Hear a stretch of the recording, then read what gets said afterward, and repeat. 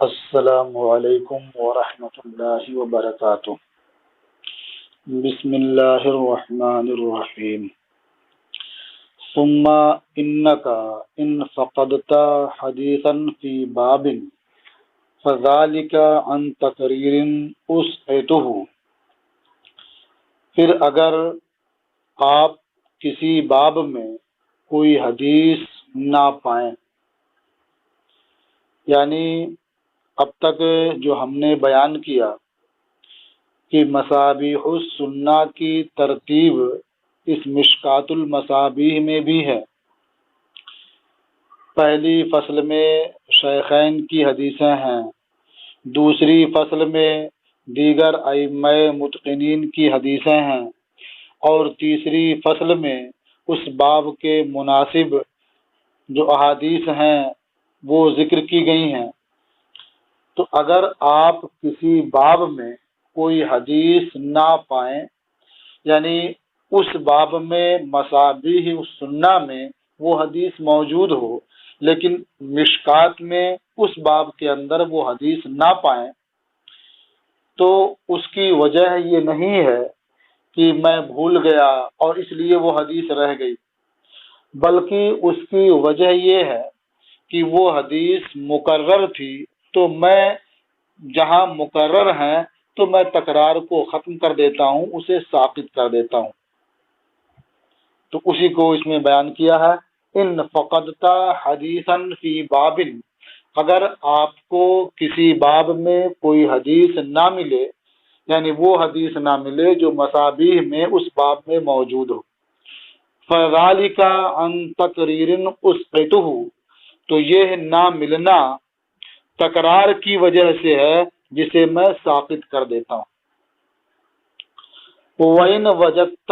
آخَرَ بَعْضَهُ مَتْرُوكًا عَلَى اخْتِصَارِهِ أَوْ مَذْمُومًا إِلَيْهِ تَمَامُهُ، اور اگر آپ دوسری حدیث کا بعض حصہ چھوٹا ہوا پائیں اختصار کی بنیاد پر، یا اس حدیث سے اس کا باقی حصہ ملا ہوا پائیں، یعنی ایسا ہو سکتا ہے کہ آپ کوئی حدیث دیکھیں مشکات میں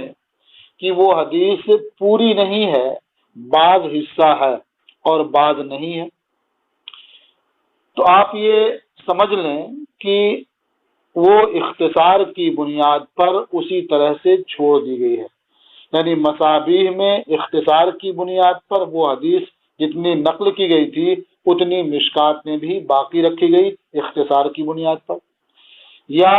مصابیح میں وہ حدیث مکمل تھی لیکن باب سے مناسبت حدیث کے آدھے حصے کی تھی، تو اس آدھے حصے کو یہاں نقل کر دیا گیا اور آدھے حصے کو چھوڑ دیا گیا اختصار کی بنیاد پر۔ یا ایسا بھی ہو سکتا ہے کہ مصابیح میں کوئی حدیث تھی، وہ حدیث یہاں مکمل نقل کر دی گئی، تو اس اعتبار سے کہ مصابیح میں وہ حدیث نامکمل تھی کسی وجہ سے اور یہاں وہ حدیث پوری نقل کر دی گئی اس لیے کہ اس باب سے اس کی مناسبت پوری معلوم ہو رہی تھی، تو اس کے بارے میں فرمایا فعن داعی اہتمام اترکہ والحقہ، تو اہتمام کے داعی کی وجہ سے میں اسے چھوڑتا ہوں اور اسے لاحق کرتا ہوں، یعنی مختصر ہے تو اختصار کے ساتھ اسے چھوڑ دیتا ہوں، یا اس کا کچھ حصہ اس کے ساتھ لاحق کر دیتا ہوں، یہ اہتمام کے داعی کی وجہ سے۔ وَإِنْ عَثَرْتَ عَلَى اخْتِلَافٍ فِي الْفَصْلَيْنِ، اور اگر آپ دونوں فصلوں میں کسی اختلاف پر اطلاع پائیں، باخبر ہوں کسی اختلاف سے، دونوں فصلوں میں اختلاف کا مطلب میں نے یہ ذکر کیا کہ پہلی فصل میں شیخین کی تخریج کردہ احادیث ہیں جسے دونوں نے اپنی اپنی صحیح میں تخریج کیا یا دونوں میں سے کسی ایک نے تخریج کیا تو اسے پہلی فصل میں رکھا ہے۔ تو اب اگر آپ پہلی فصل میں غیر شیخین کا ذکر پائیں، یہ ایک اختلاف کی صورت ہوئی، یا دوسری فصل کے بارے میں ہم نے بیان کیا کہ شیخین کے علاوہ جو ائمہ متقنین مذکورین ہیں ان کی احادیث کو رکھا ہے۔ تو اگر آپ فصل ثانی میں شیخین کا ذکر پائیں، یعنی شیخین کے علاوہ کا ذکر ہونا چاہیے لیکن آپ شیخین کا ذکر پائیں، تو اگر اس طرح سے آپ کو اختلاف ملے فصل اول میں اور فصل ثانی میں تو اس کی بھی ایک وجہ ہے۔ اب یہ اختلاف اس کتاب میں ایسا آپ کو کہیں کہیں ملے گا، مثلا غیر شیخین یعنی امام بخاری اور امام مسلم کے علاوہ کا ذکر فصل اول میں ہو جائے، جیسے آپ اس کتاب میں باب السواک کے فصل اول میں آپ دیکھیں، یہ صفحہ نمبر 44 پر ہے، آپ یہ دیکھیں اس میں لکھا ہوا ہے لم اجد هذه الرواية في الصحيحين ولا في كتاب الحميدي ولكن ذكرها صاحب الجامع في معالم السنن عن ابی داود بروایت عمار ابن یاسر۔ دیکھیں فصل اول میں اس کا ذکر ہے اور فرما رہا ہے کہ یہ روایت مجھے صحیحین میں نہیں ملی۔ معالم السنن کی یہ روایت ہے، ابو داؤد سے مروی ہے، انہوں نے عمار ابن یاسر سے نقل کیا ہے۔ تو فصل اول میں شیخین کا ذکر ہونا چاہیے تھا، ان کی تخریج کردہ احادیث ہونی چاہیے تھی، لیکن وہاں آپ پا رہے ہیں کہ وہ ابو داؤد کی حدیث ہے شیخین کے علاوہ۔ اور فصل ثانی میں شیخین کا ذکر نہیں ہونا چاہیے، آپ کو ذکر کہیں کہیں مل جائے گا، جیسے یہ باب ہے بابو ما یقرأ بعد التکبیر، اس باب کی فصل ثانی صفحہ 78 پر آپ دیکھیں تو وہاں آپ کو ملے گا ہاکذا فی صحیح مسلم، یعنی اسی طرح سے صحیح مسلم میں ہے، اور اسی طرح سے صاحب جامع نے مسلم سے روایت کیا ہے۔ تو فصل ثانی میں ہے لیکن اس حدیث کے بارے میں یہ ہے کہ یہ مسلم میں ہے، صاحب جامع نے ان سے روایت کیا ہے اور حمیدی نے بھی اس کا ذکر کیا ہے۔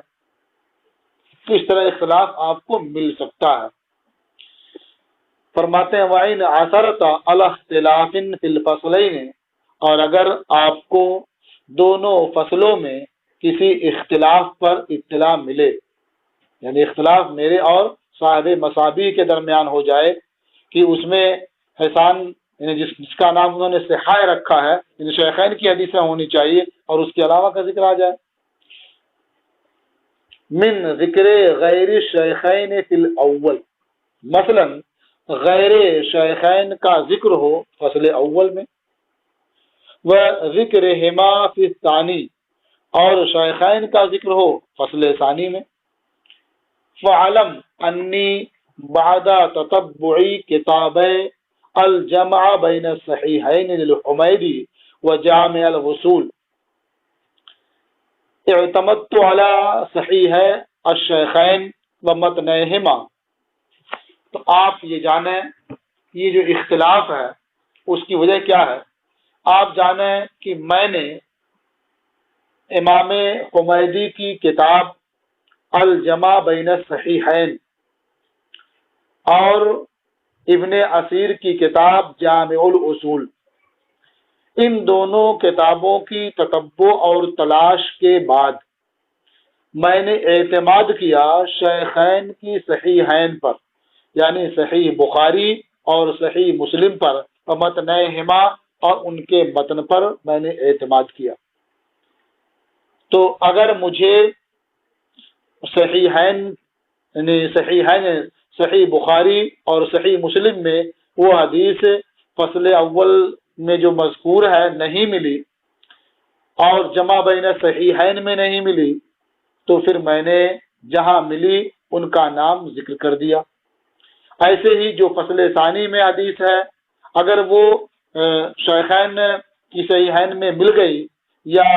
کتاب الجمع بین الصحیحین میں مل گئی، تلاش کیا میں نے، پھر اس کا ذکر کر دیا اگرچہ وہ فصل ثانی میں ہے۔ یہ امام حمیدی جو ہے الجمع بین الصحیحین ان کی کتاب ہے۔ یہ امام حمیدی کا نام ہے حافظ ابو عبداللہ محمد بن ابو نصر اندلسی۔ یہ 480 ہجری میں اس دنیا سے رخصت ہوئے۔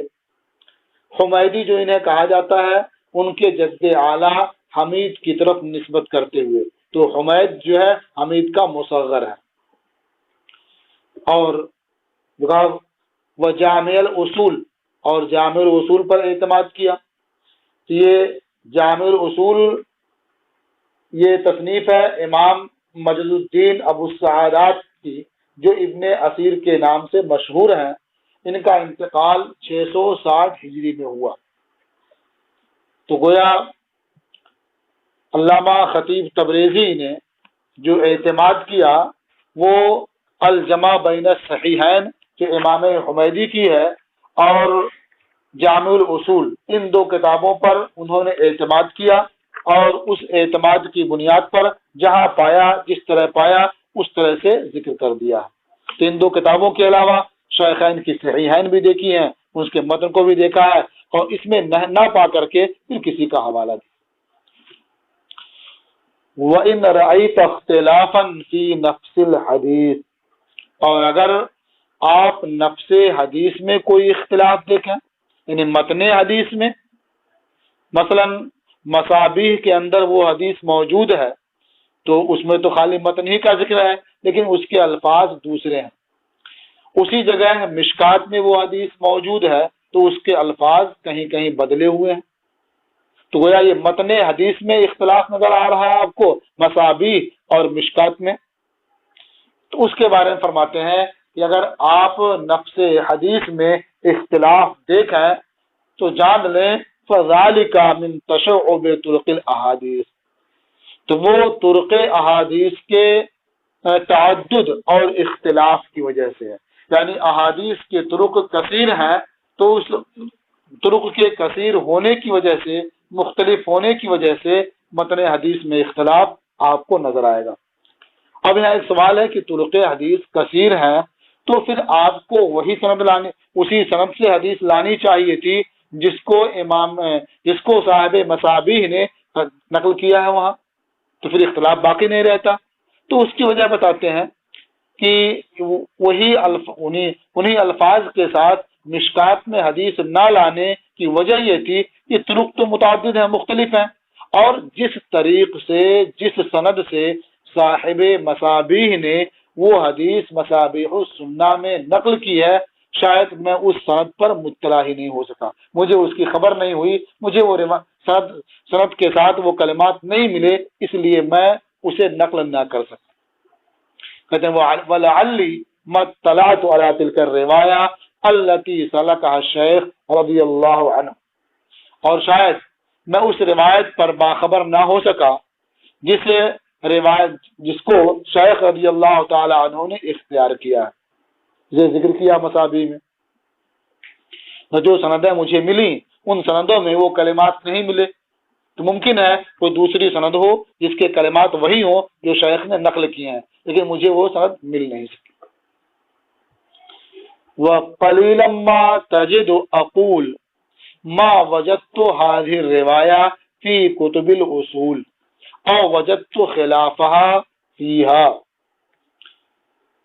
قلیلا ما تجد، اور بعض مقامات پر آپ پائیں گے، کیا پائیں گے کہ میں یہ کہہ رہا ہوں کہ مجھے یہ روایت کتب اصول میں نہیں ملی، یعنی جو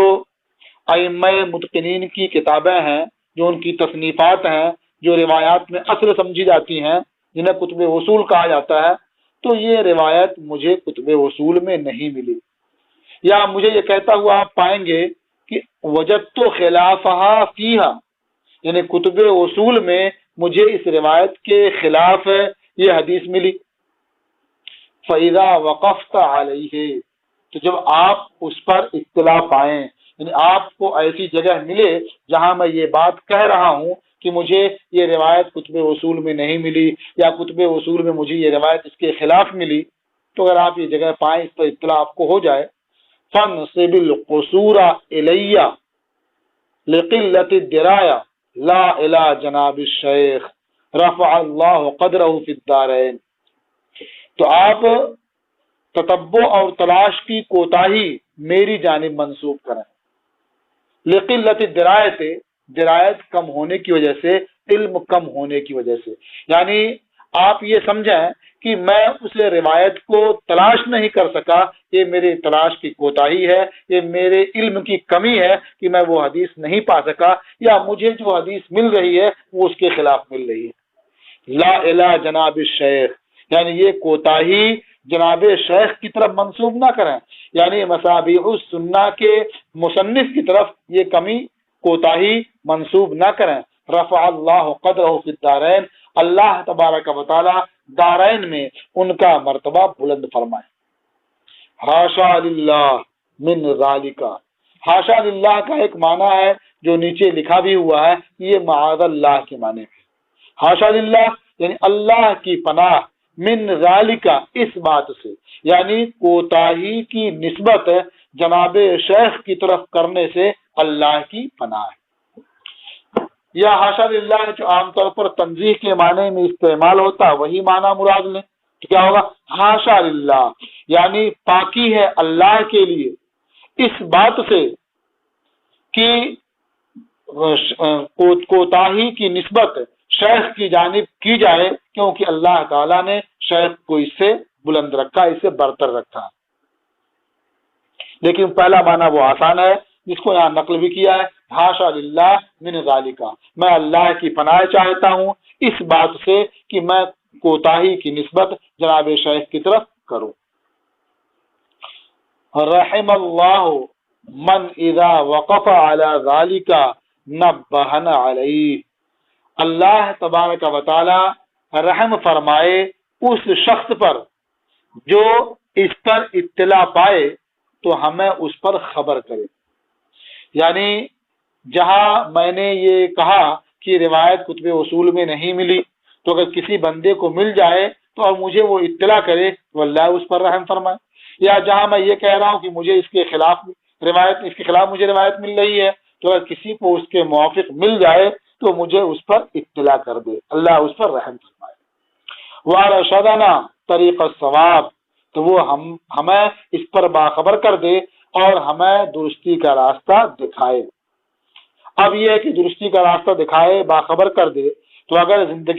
میری زندگی کی حالت میں ایسا ہو جائے تو ممکن ہو تو روبرو مجھے اس کی اطلاع دے دے یا خط لکھ کر کے مجھے اس سے آگاہ کر دے، اور میرے مرنے کے بعد کسی کو اس پر اطلاع ملے تو وہ اس کتاب کے کنارے اس کو نوٹ کر دے اور لکھ دے تاکہ بعد میں پڑھنے والوں کو معلوم ہو جائے۔ وَلَمْ آلُ جُهْدًا فِي التَّنْقِيرِ وَالتَّفْتِيشِ بِقَدْرِ الْوُسْعِ وَالطَّاقَةِ، اور میں نے بحث و تفتیش اور تحقیق میں اس عطو و طاقت بھر کوئی کوشش چھوڑی نہیں ہے۔ کوشش کیا میں نے اٹھا نہیں رکھی، یعنی میں نے اس عطو و طاقت بھر تحقیق و تفتیش میں پوری کوشش کر لی۔ وَنَقَلْتُ ذَلِكَ الْاخْتِلَافَ كَمَا وَجَدْتُ، اور میں نے وہ اختلاف نقل کیا ہے جیسا میں نے پایا، یعنی مصابیح میں جو اختلاف نقل تھا، ذکر کیا گیا تھا، تو میں نے بھی اس کو ویسے ہی نقل کر دیا ہے۔ وما اشار الیہ رضی اللہ عنہ من غریب او ضعیف او غیرہما بینت وجہہ غالبا، اور شیخ رضی اللہ تعالی عنہ نے جس حدیث کی جانب اشارہ کیا تھا کہ وہ غریب ہے یا ضعیف ہے یا ان دونوں کے علاوہ کوئی اشارہ کیا تھا، تو میں نے عموماً اس کی وجہ بیان کر دی ہے۔ یعنی شیخ نے اگر یہ کہا تھا کہ یہ حدیث غریب ہے تو میں نے غریب ہونے کی وجہ بتا دی ہے، شیخ نے اگر یہ کہا تھا کہ یہ حدیث ضعیف ہے تو میں نے ضعیف ہونے کی وجہ بتا دی ہے، یا کچھ اور کہا تھا تو میں نے اس کی وجہ بتا دی ہے، عموماً ایسی میں نے کیا۔ وَمَا لَمْ يُشِرْ إِلَيْهِ مِمَّا فِي الْأُصُولِ، اور جس کی طرف انہوں نے اشارہ نہیں کیا ان میں سے جو اصول میں موجود ہیں، مثلا دیگر کتابوں میں جامع ترمذی ہے، سنن ابو داؤد ہے، یا بیہقی ہے، یا اس جیسی کتابوں میں جس بعض احادیث کے بارے میں یہ ہے کہ منکر ہیں یا ضعیف ہیں یا غریب ہیں، جو کچھ بھی ہے اشارہ کیا ہے، لیکن صاحب مصابیح نے مصابیح میں اس کی جانب اشارہ نہیں کیا تھا۔ فقد قفیتہ فی ترکہ، تو میں نے بھی اس اشارے کے ترک کرنے میں ان کی اتباع کی ہے، یعنی میں نے بھی اس کا اضافہ نہیں کیا، اس کی جانب اشارہ نہیں کیا۔ الا فی مواضع، مگر چند جگہوں میں، یعنی چند جگہیں آپ کو ایسی ملیں گی جہاں مصابیح میں اس جانب کوئی اشارہ نہیں تھا، لیکن میں نے یہاں اس کا ذکر کر دیا لغرض، غرض کی وجہ سے۔ اس کے بارے میں شارحین حدیث فرماتے ہیں غرض یہ ہو سکتی ہے کہ بعض ناقدین نے اعتراض کیا، جرح کی کہ یہ حدیث موضوع ہے، حالانکہ دوسرے محدثین اسے صحیح قرار دیتے ہیں، تو ایسے موقع پر میں نے لکھ دیا کہ فلاں نے اس حدیث کو صحیح قرار دیا ہے، تاکہ ان کے اعتراض کا جواب ہو جائے۔ وَرُبَّمَا تَجِدُ مَوَاضِعَ مُهْمَلَةً، اور ربما یہ کبھی کثرت بتانے کے لیے آتا ہے اور یہ قلت بتانے کے لیے آتا ہے، اپنے اصل وجہ کے لحاظ سے استعمال دونوں میں ہوتا ہے، یہاں قلت کے معنی میں ہے۔ وربما تجد، اور بعض مقامات پر جو بہت تھوڑے ہیں، آپ بعض مقامات پر کچھ خالی جگہیں پائیں گے، ایسی جگہیں پائیں گے جو محمل ہے، یعنی وہاں یہ بیان نہیں کیا گیا کہ اس حدیث کی تخریج کس نے کی ہے۔ تو یہ جگہ کہاں پائیں گے آپ، کہاں میں نے ایسا کیا ہے؟ کہتے ہیں وَذَالِكَ حَيْثُ لَمْ أَطَّلِعْ عَلَى رَاوِيهِ، اور یہ وہاں پائیں گے جہاں میں اس حدیث کی روایت کرنے والے پر، یعنی اس کی تخریج کرنے والے پر اطلاع نہ پا سکا، یعنی مجھے یہ معلوم نہیں ہو سکا کہ اس کی تخریج کس نے کی ہے، اس لیے میں وہاں یہ نہیں لکھ سکا، جگہ خالی چھوڑ دی۔ فَتَرَكْتُ الْبَيَاضَ، تو میں نے وہاں خالی جگہ چھوڑ دی، سفیدی چھوڑ دی، یعنی ادھر بھی لکھے ہوئے ہیں اور کچھ وقت کے کچھ فاصلے کے بعد پھر کلمات لکھے ہوئے ہیں، درمیان میں کیا سفیدی ہے، بیاض ہے۔ کیوں چھوڑ دیا ہے؟ اس لیے کہ فَإِنْ أَثَرَتَ عَلَيْهِ فَأَلْحِقْهُ بِهِ،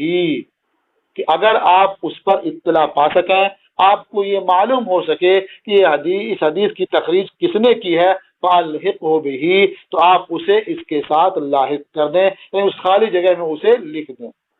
احسن اللہ جزاکا، اللہ تعالی آپ کو بہتر بدلہ عطا فرمائے، آپ کا بدلہ اچھا اور بہتر بنائے۔ تو یہ سارے کام تھے جو مصابیح السنہ میں کیے گئے، اور ان کاموں کے بعد مشکات المصابیح آپ کے سامنے آئی۔ اب اس کا نام کیا رکھا؟ فرماتے ہیں وَسَمَّيْتُ الْكِتَابَ بِمِشْكَاتِ الْمَصَابِيحِ، اور میں نے اس کتاب کو مشکات المصابیح کے نام سے موسوم کیا، اس کا نام مشکات المصابیح رکھا۔ مصابیح کے بارے میں آپ نے پڑھ لیا ہے کہ مصابیح یہ مصباح کی جمع ہے، جس کے معنی ہے چراغ۔ تو صاحب مصابیح نے سنت کے چراغ روشن کیے تھے، اور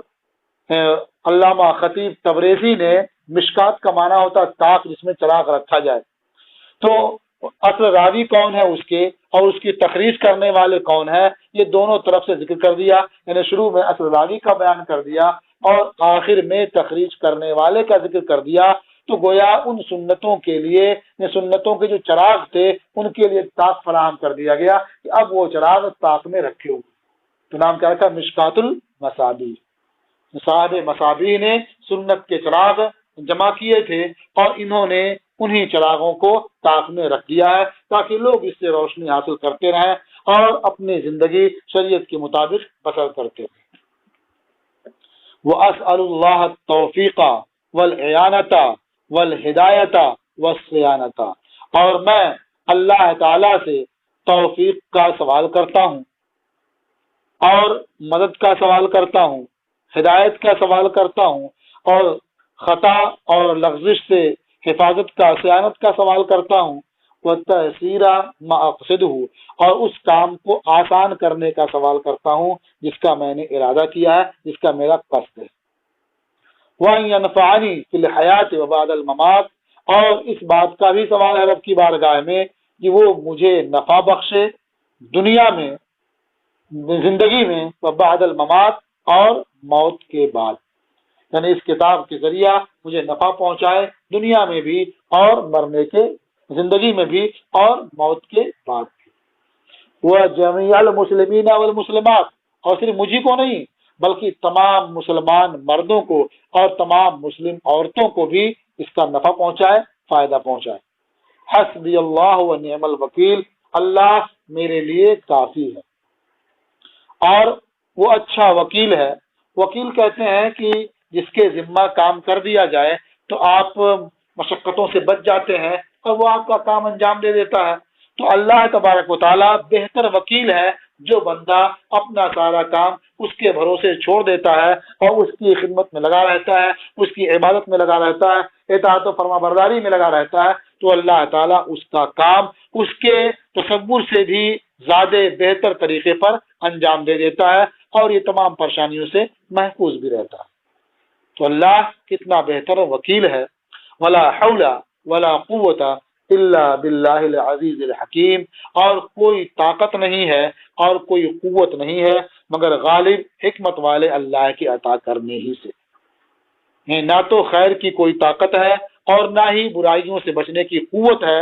اگر یہ سب ہے تو محض اللہ جو غالب ہے، حکمت والا ہے، اس کے عطا کرنے ہی سے ہے۔ عن عمر بن الخطاب رضی اللہ عنہ قال،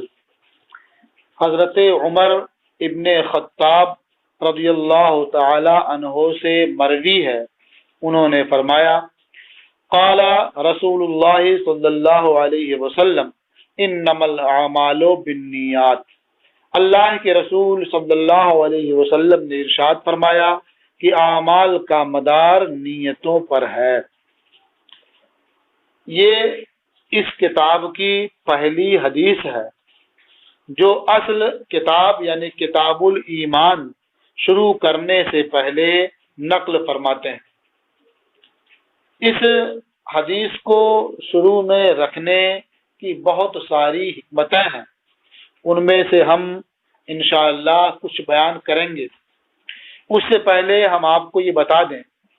کہ انہوں نے عنوان الکتاب میں یہ کہا تھا کہ حدیث کے جو بنیادی راوی ہیں، جو صحابی سے وہ حدیث مروی ہے، ہم نے ان کا نام ذکر کر دیا ہے۔ تو آپ دیکھ رہے ہیں کہ یہ پہلی حدیث ہے، صاف یہ لکھ رہے ہیں عن عمر بن الخطاب، تو صاف سمجھ میں آ گیا کہ یہ حدیث حضرت عمر ابن خطاب رضی اللہ تعالی عنہ سے مروی ہے۔ اور ایک بات کہی تھی کہ آخر میں ہم اس بات کا بھی ذکر کر دیں گے کہ اس حدیث کی تخریج کس نے کی ہے، یعنی فصل اول میں اگر آئے گی جب تو یہ معلوم ہو جائے کہ شیخین دونوں نے کی ہے یا دونوں میں سے کسی ایک نے کی ہے، لیکن ہم یہ تعین بھی کر دیں گے کہ دونوں نے کی ہے یا دونوں میں سے ایک نے کی ہے۔ تو اس حدیث کے آخر میں آپ دیکھیں کتاب الایمان کے لفظ سے پہلے لکھا ہوا متفق علیہ، یعنی یہ ایسی حدیث ہے جو متفق علیہ ہے، یعنی اسے امام بخاری اور امام مسلم دونوں نے ایک ہی صحابی کی روایت سے اپنی اپنی صحیح میں تخریج کیا ہے۔ تو یہ تو صاحب مشکات کے اس قول کی ایک دلیل تھی کہ جو انہوں نے کہا تھا کہ ہم نے صحابی کا ذکر کر دیا ہے اور جس نے اس کی تخریج کی ہے اس کا ذکر کر دیا ہے۔ یہ ایک حوالے کے طور پر تھا کہ آپ کو دکھا دیں، نشاندہی ہو جائے، آپ آگے ہر حدیث میں اس چیز کو محسوس کریں گے، دیکھیں گے، اور تمام پوری کتاب میں انشاءاللہ ایسے ہی آپ پائیں گے۔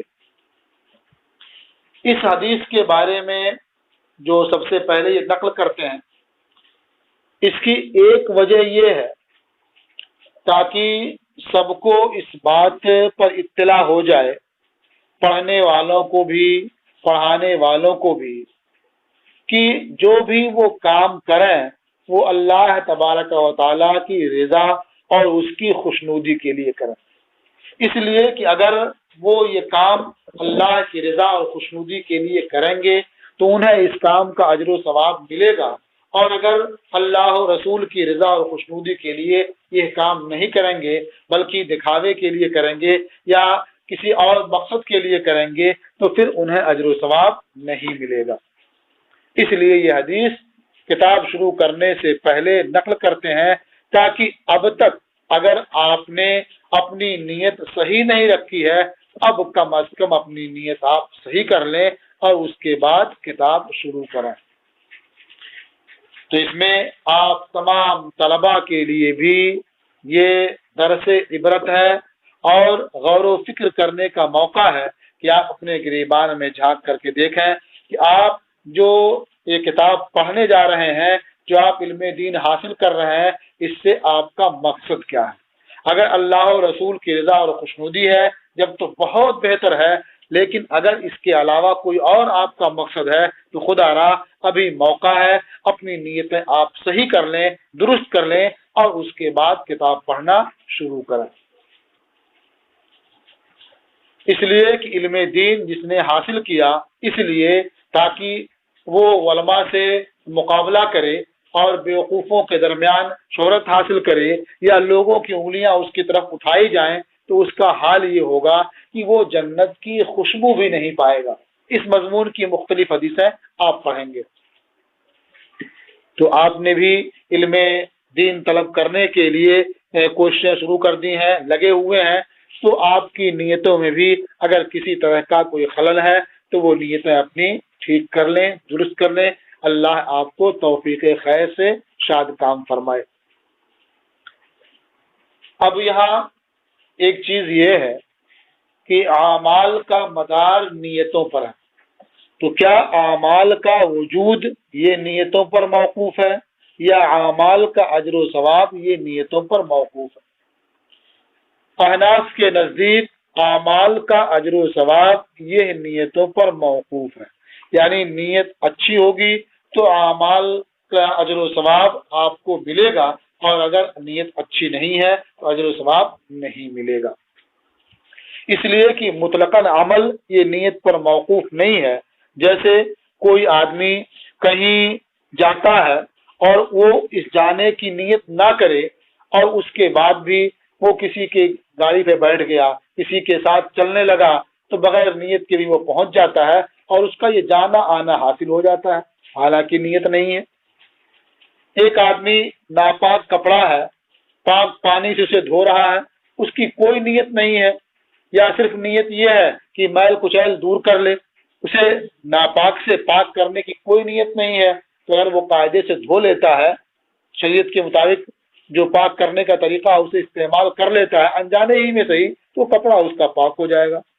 تو معلوم ہوا کہ عمل کا وجود یہ نیتوں پر موقوف نہیں ہے، ہاں اس عمل کا جو اجر و ثواب ہے وہ نیت پر موقوف ہے، ورنہ دیکھنے میں عمل تو بغیر نیت کے بھی پایا جا سکتا ہے۔ وَإِنَّمَا لِامْرِئٍ مَّا نَوَىٰ، اور آدمی کے لیے وہی ہے جس کی اس نے نیت کی ہے، جیسی نیت ہے ویسا ہی اس کو اجر و ثواب ملے گا۔ فَمَنْ كَانَتْ هِجْرَتُهُ إِلَى اللَّهِ وَرَسُولِهِ فَهِجْرَتُهُ إِلَى اللَّهِ وَرَسُولِهِ، تو جس کی ہجرت اللہ و رسول کی جانب ہے، ان کی رضا اور خوشنودی کے لیے ہے، تو یقیناً اس کی ہجرت اللہ و رسول کی طرف ہے، یعنی ان کی بارگاہ میں مقبول ہے اور وہ اجر و ثواب کا حقدار ہے۔ وَمَنْ كَانَتْ هِجْرَتُهُ إِلَى دُنْيَا يُصِيبُهَا،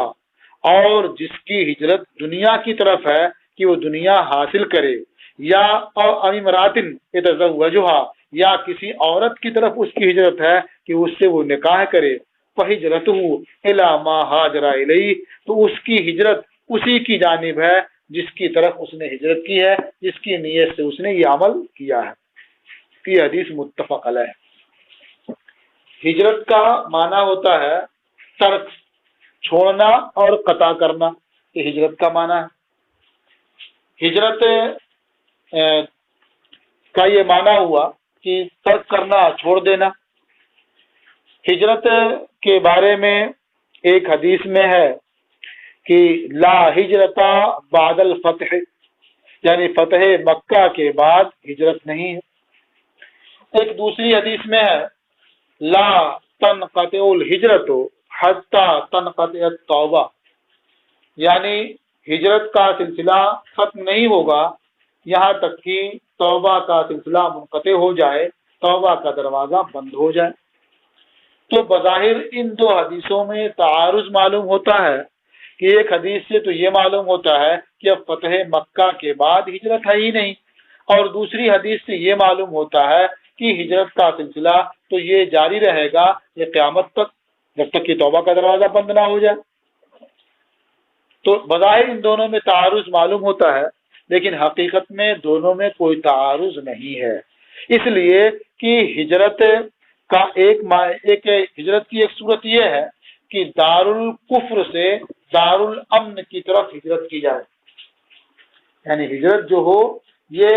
دار الخوف سے دار الامن کی طرف ہجرت ہو، جہاں آپ کو احکام اسلام پر عمل کرنے میں خوف ہو، پریشانی ہو، دقت ہو، تو وہاں سے آپ ہجرت کر جائیں ایسی جگہ جہاں آپ کو امن و امان اور چین و سکون ہو۔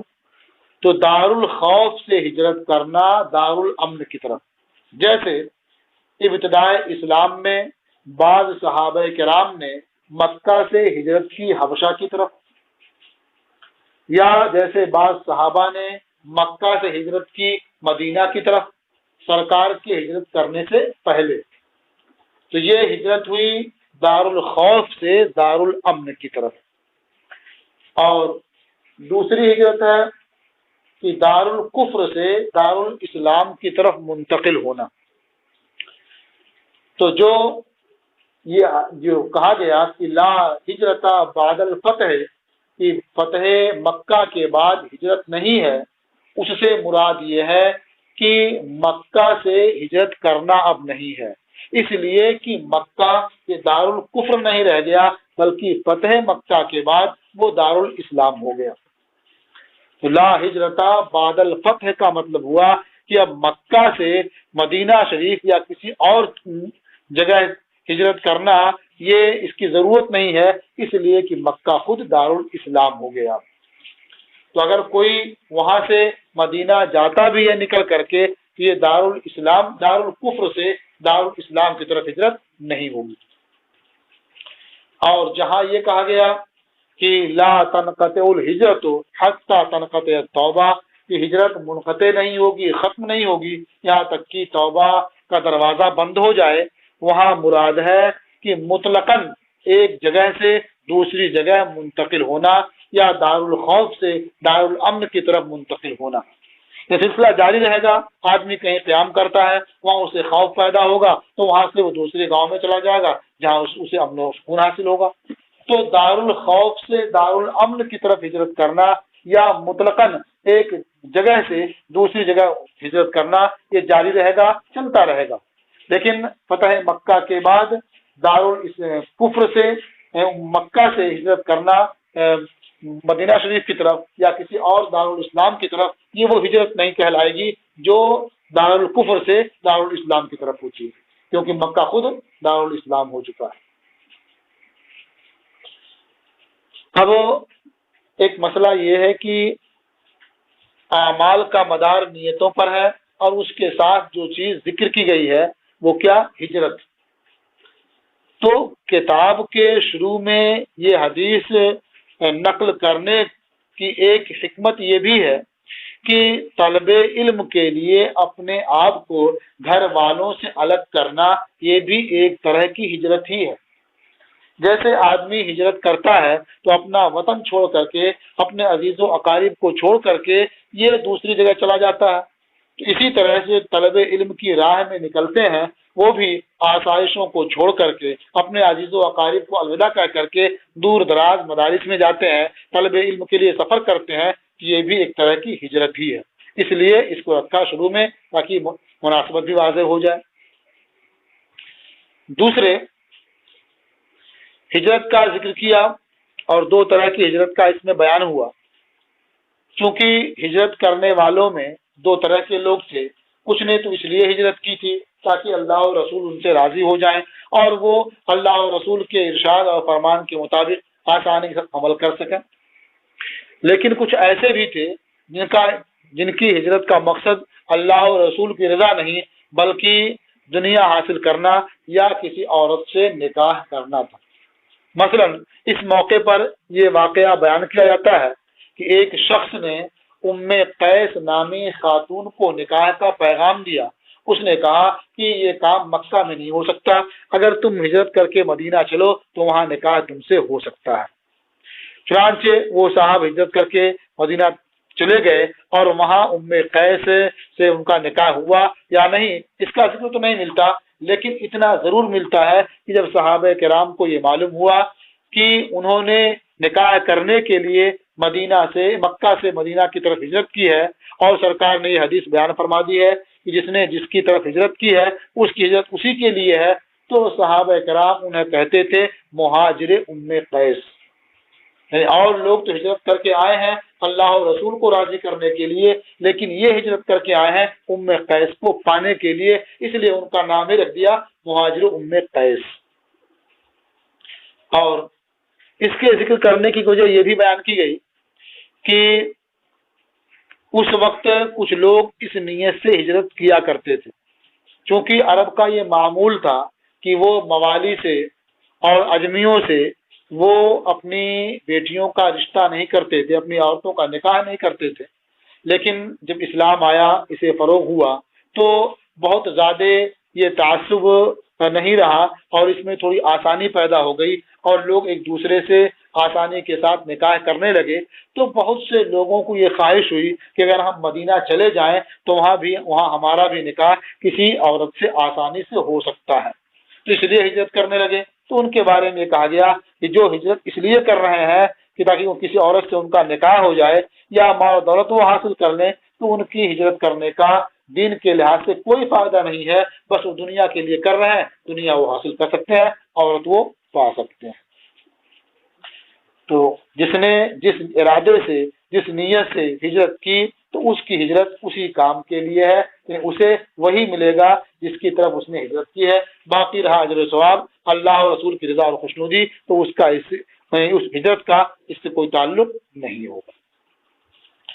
یہ حدیث شروع میں لا دیے ہیں تاکہ ہم اور آپ اپنی اپنی نیتیں ٹھیک کر لیں، درست کر لیں. اب اس کے بعد کل سے انشاءاللہ کتاب الایمان شروع کریں گے تاکہ ہماری نیتیں بھی صحیح ہوں گی اور سبق بھی ایمان سے متعلق ہوگا، تو پھر انشاءاللہ بہت اچھا رہے گا. اللہ تبارک و تعالی ہمیں اور آپ کو اپنی نیتیں درست کرنے کی توفیق مرحمت فرمائے اور جو کچھ پڑھیں اس کے مطابق عمل کرنے کی بھی توفیق عطا فرمائے. السلام علیکم ورحمۃ اللہ وبرکاتہ.